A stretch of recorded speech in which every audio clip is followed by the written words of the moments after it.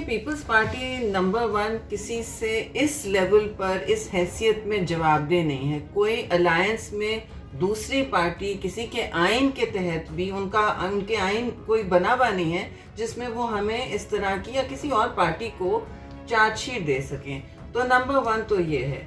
اب جہاں تک جواب دینے کی بات ہوئی، یہ ہماری سی سی سوچے گی کہ ہم تو جواب دہ نہیں ہیں، ہم عوام سے جواب دیں، آپ کے توسط سے جواب دیں، اپنی پارٹی کو اور قیادت اور کارکن کو بے شک جواب دیں. لیکن ہم اس طرح چارج شیٹوں کے ذریعے، اس طرح کی کمیونیکیشن کے ذریعے کسی سے جواب دہ نہیں ہیں اس الائنس سے.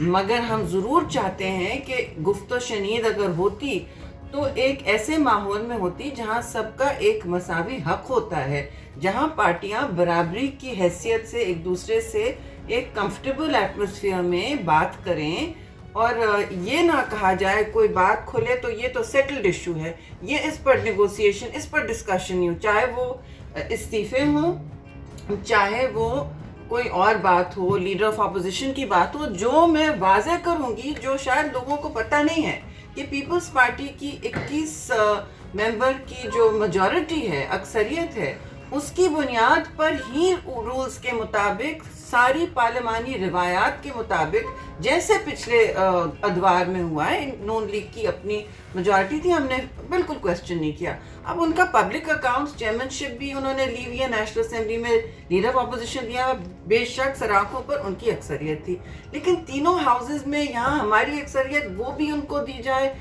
اس پر تو ہمارا کوئی پیکج ڈسکشن نہیں ہوا. اگر انہیں مغالطہ تھا تو اس کو کلیریفائی کر دیں، کیونکہ راجہ صاحب نے اگلے دن ان سے کہا واضح طور پر کہ ایسا نہیں ہے اور میرا مینڈیٹ نہیں تھا.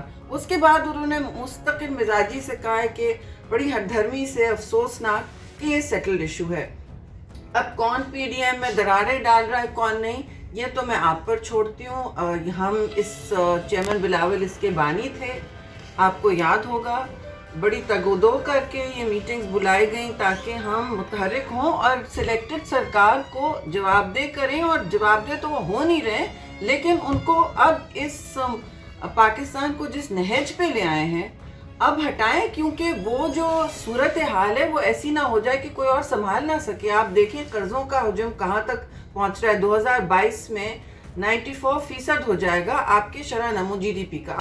آپ نے عوام کو جو اس وقت جھوٹ بولے ہوئے ہیں، جو ٹیکس چوری کی ہوئی ہے، اور جو ملک میں اس وقت حال کیا ہوا ہے اداروں کا، اس سے تو یہ توڑ پھوڑ آگے چلتی رہے گی، اور یہ وزراء میوزیکل چیئرز کی طرح بدلتے رہیں گے. ہمارا ہدف سلیکٹڈ سرکار ہے. ایک دوسرے پر فائرنگ پی ڈی ایم سے نہیں ہونی چاہیے تھی، لیکن میں بالکل یہ نہیں ایکسیپٹ کر سکتی، نہ میری جماعت، کہ ہمارے پارٹی کو آپ کوئی اور اس طرح چارج شیٹ ایشو کرے. بھی کس حیثیت میں؟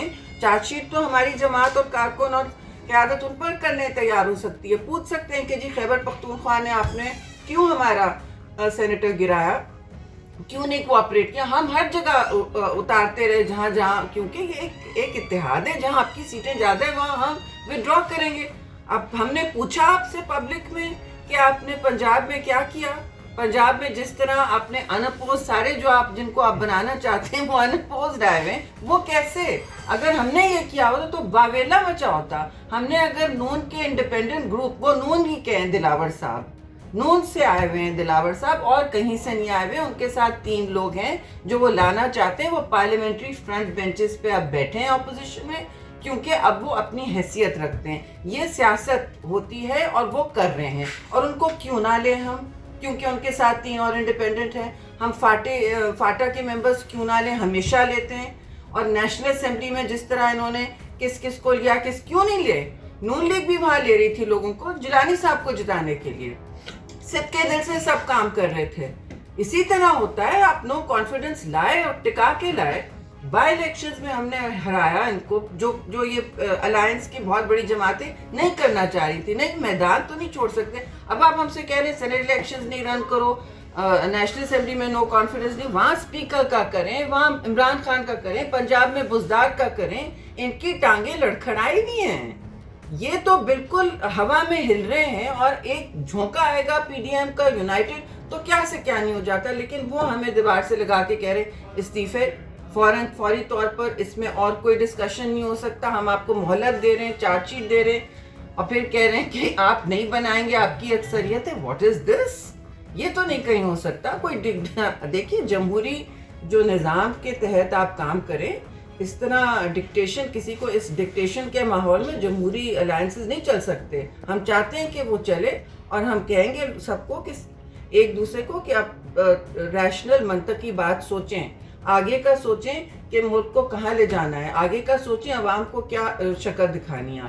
آپ کو یاد ہوگا MRD میں, خیر اس وقت تو نون لیگ ہمارے مخالف تھی, لیکن ARD ہوا, پھر APDM اس لیے ٹوٹا کہ ہم بوائیکاٹ نہیں کرنا چاہ رہے تھے, پھر آخرکار میاں صاحب نے بھی نہیں کیا. تو ہمارے تو دیکھیے دروازے کھلے رہتے ہیں, جمہوری سیاست میں دروازے آپ کھلے رکھتے ہیں, ہمارے دروازے کھلے رکھتے ہیں, مگر ہم کہہ رہے ہیں کہ ہم سے ڈکٹیشن کی ٹرم سے مت بات کریں, آپ یہ غیر مشروط یہ سب نہ کریں کہ یہ کوئی بات ہی نہیں. ہم کہتے ہیں کھلے دل سے اوپن ٹیبل پہ مذاکرات ہمیشہ. جب آپ اپنے دشمن سے مذاکرات کرتے ہیں جنگوں کے بعد, تو آپ آپس میں کیوں نہیں کر سکتے؟ لیکن جس نہج پر یہ لے آئے ہیں ہم تو اور اب نہیں کہیں گے نا کہ آپ پلیز ہماری بات مان جائیں. نو, وہ تھوڑا سوچیں اور دیکھیں کہ ان کے ایکشن سے, جارحانہ ون سائیڈڈ ایکشن سے کس کو ٹھیس پہنچ رہی ہے. میرا فوکس, ہماری پیپلز پارٹی اور چیئرمین کا فوکس یہ ہے, ہمارا جواب یہ ہوتا ہے کہ آپ سوچیں کہ آپ کس پر اپنا ہدف بنانا چاہتے, اپنی توپوں کا ہدف کس کو بنانا چاہتے ہیں. کیونکہ وہ سلیکٹڈ سرکار ہے, اس کے لیے وہ ہم سے بات کرنا چاہتے ہیں, کوئی نئی جمہوری آئینی اسٹریٹجی بنانا چاہتے ہیں. لانگ مارچ کے لیے بھی ہم تو تیار آئے تھے, استعفے بھی ہر چیز کو پر ڈسکس کرتے ہیں نا, آپ ڈکٹیشن تو نہیں دے سکتے. یہ فیصلہ تو CEC ہماری کرے گی اور عنقریب ہوگی. ہم نے پہلے بھی استعفوں کے بارے میں, سینٹ الیکشنز کے بارے میں یہ واضح کیا کہ ہم میدان خالی نہیں چھوڑنا چاہتے اس سلیکٹڈ حکومت کے لیے.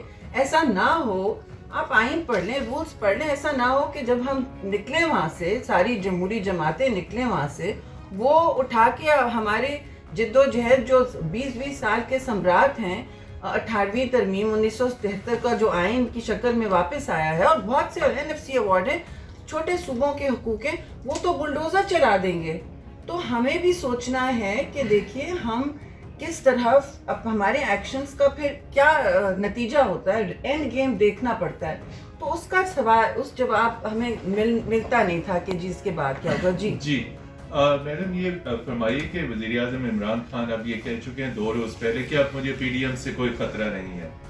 تو آپ نے ابھی جو ساری گفتگو کری کہ ان کو PDM سے خطرہ نہیں ہے, ان کو تو سب سے پہلے تو ان کو اپنے آپ سے خطرہ ہے. وہ کلہاڑیاں جو اپنے پیر پہ مار رہے ہیں, آپ کے سامنے ہیں ان کی نااہلی کی بالکل ہوش ربا کہانی, جو میں نے کبھی پاکستان کی تاریخ میں نہیں دی. ہم نے بڑی نااہل حکومتیں دیکھی اور ہم ذمہ داریاں بھی لیتے ہیں, لیکن یہ جو ہے اس وقت کی سرکار, PDM تو ایک طرف, اپوزیشن کی جد و جہد اور تحریک ایک طرف, کیونکہ ہم تو چلائیں گے. پیپلز پارٹی اگر اکیلے بھی ہوئی, چیئرمین نے جیسے کہا, ہم تو ڈٹ کے اپوزیشن کی تحریک چلائیں گے. اور آپ نے دیکھا کہ سینٹ میں جب ہم نے ویکسین کے حوالے سے قیمتوں پر بات کی اور وہ ریزولوشن قرارداد جو پاس کی تھی, اس پر کافی بحث ہوئی, تو بغیر کسی ڈسکشن کے ہم تو متحد تھے. تو سیاست ڈے ٹو ڈے افیئر بھی ہوتی ہے, اور اس میں آپ کو دیکھنا پڑتا ہے کہ جب عوام کے مقاصد آپ سامنے رکھیں گے, خاص طور پہ ایشوز پہ, تو آپ ایک دوسرے سے الگ نہیں ہوں گے. بہتر ہے کہ آپ دوسرے کے ساتھ احترام کا رشتہ رکھیں اور اپنا اعتماد کی فضا بحال کریں. لیکن پھر میں کہوں گی کہ ڈکٹیشن سے کوئی تنظیم, کوئی الائنس نہیں چل سکتی, اور کوئی مس یوز نہیں کر سکتا اپنے powers. Thank you so much.